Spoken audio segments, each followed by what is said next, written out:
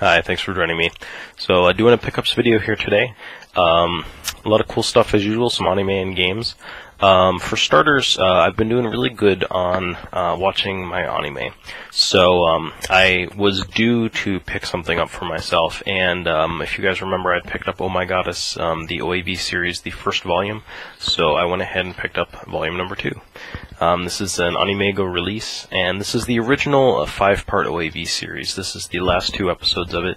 I talked about it a little bit before. It's a really cute series that I really liked back in the day. Just, you know, kind of a romantic comedy, harem comedy a little bit, and yeah, you know, it's just something that I've wanted to have again. Really going to look forward to watching that. That'll be really nostalgic for me to relive those.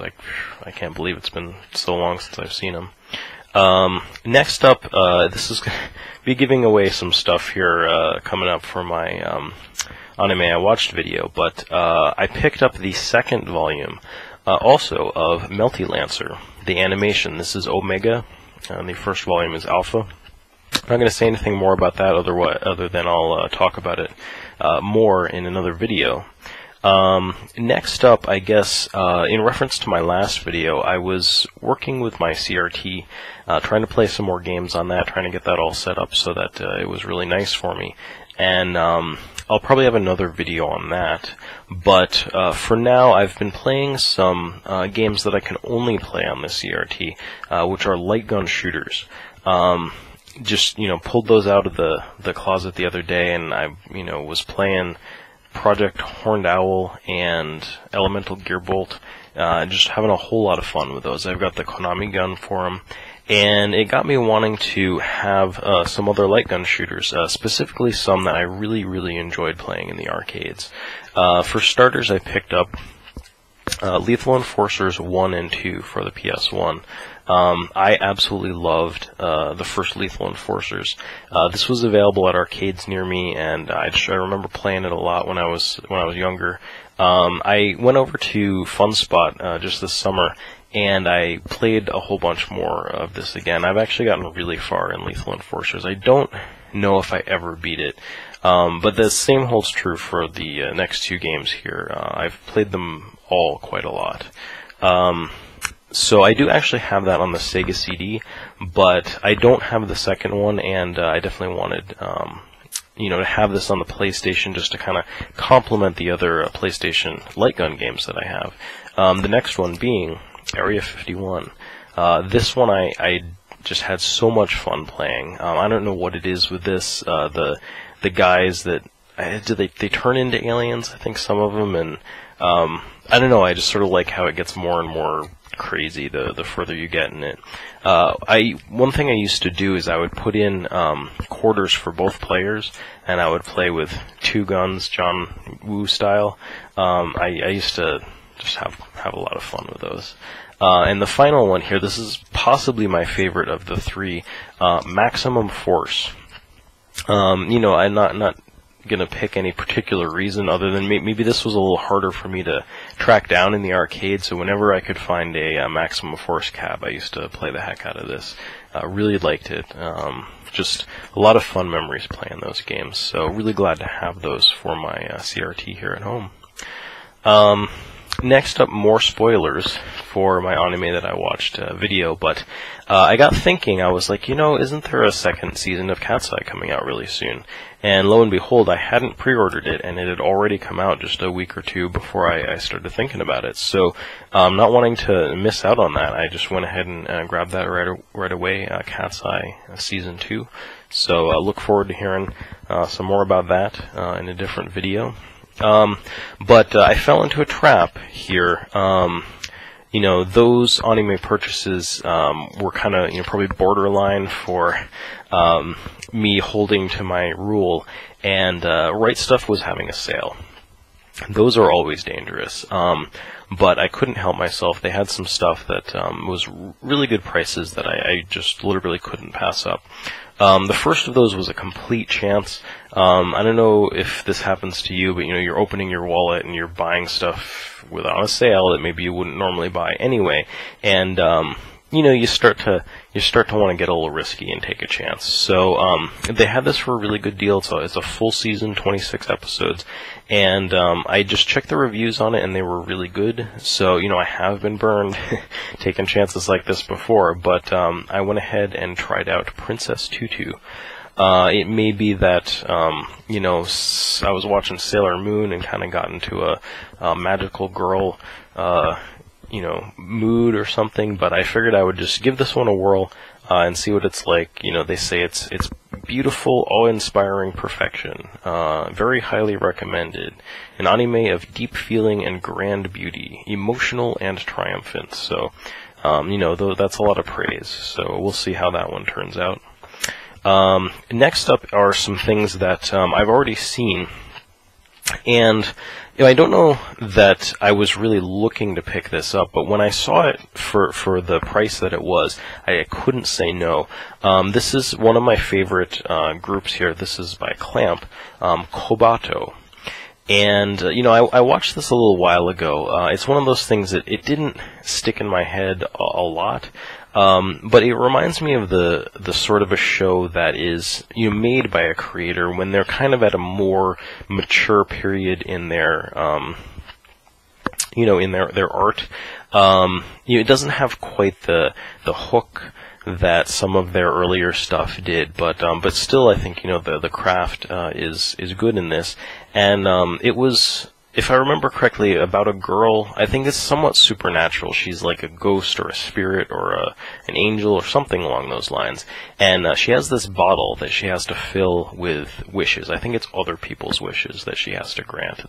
If I'm wrong, I'll put an annotation or something. But anyway, I think she worked in like a kindergarten or a preschool or something like that too. So just a lot of Clamp stuff. You have the little animal sidekick, and there's these funky animal people in it and stuff like that. But it's just, really beautiful character designs and artwork and stuff as usual.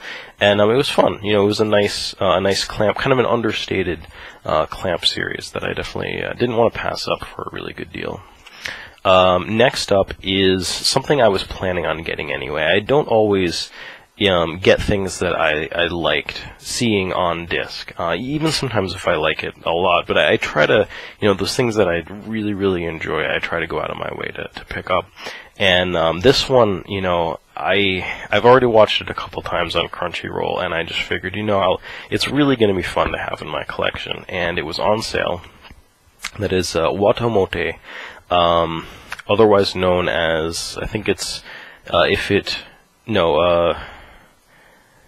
no matter how I think about it, it's your guy's fault that I'm not popular. Something like that is how the, oh yeah, it says it actually right on the front, is how that's translated. And you can see here, like, kind of some of all of her expressions here. Just a really fun character, and it was really just about the most awkward otaku-ish girl ever, and I love this.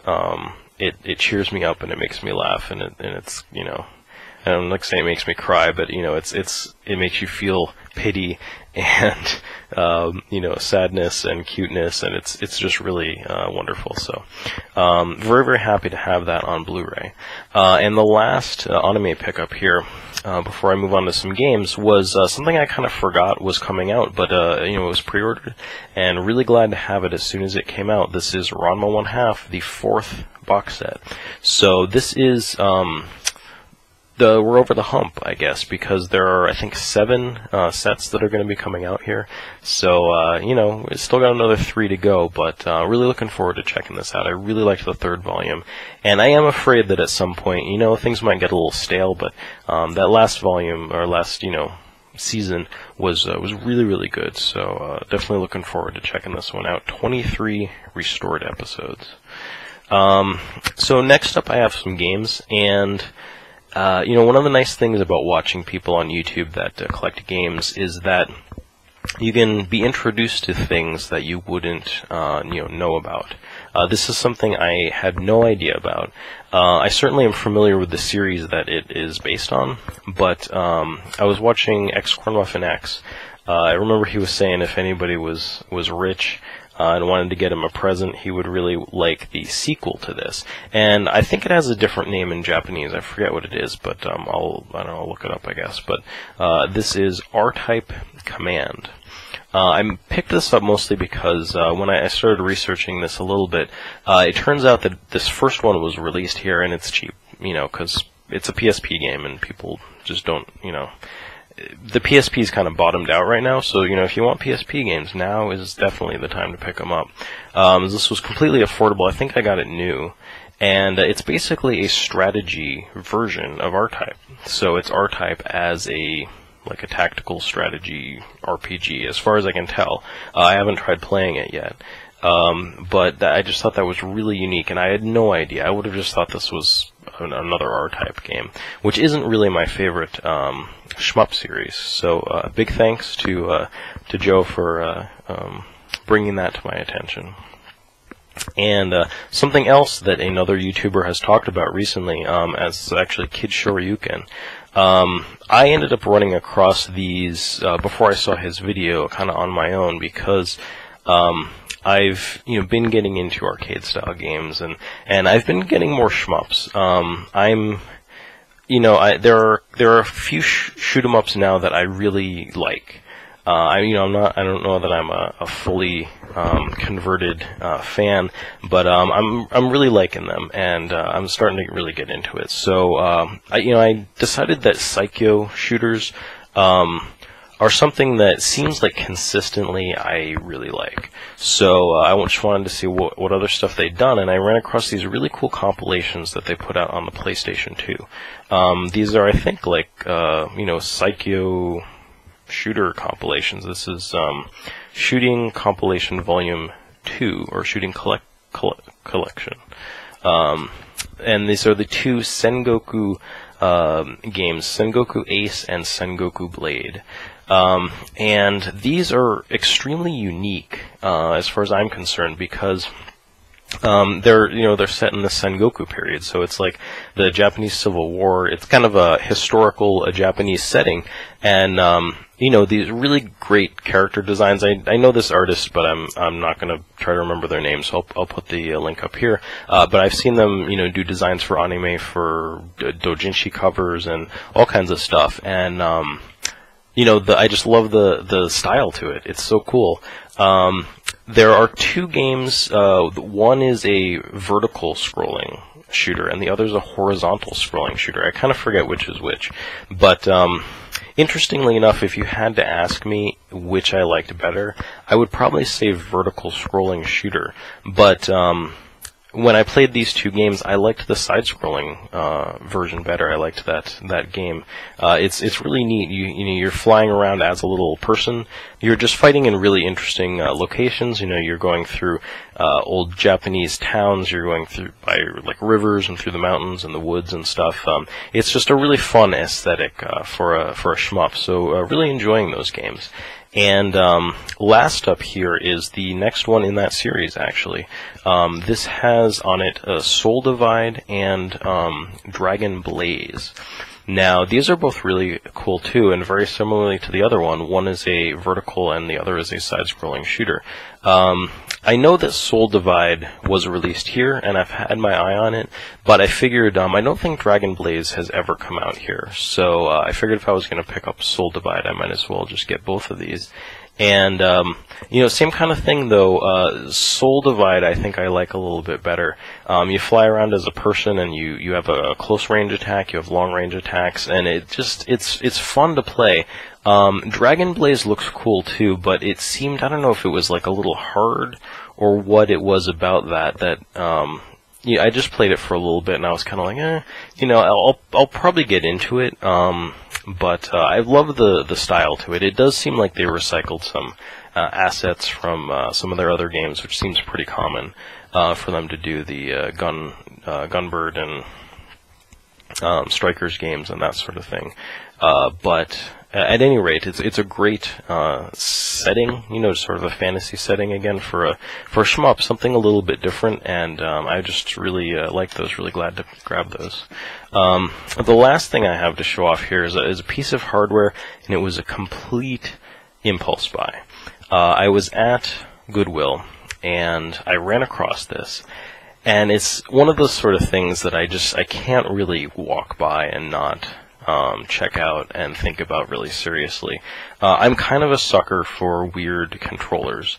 And, you know, I don't like taking up a whole ton of space with all kinds of stuff like this, but I've always wanted one of those like flight sim style controller setups where you have the yoke and sort of a throttle and all these buttons, and I always really wanted one for PC gaming to play Descent with or something like that back when I was in high school.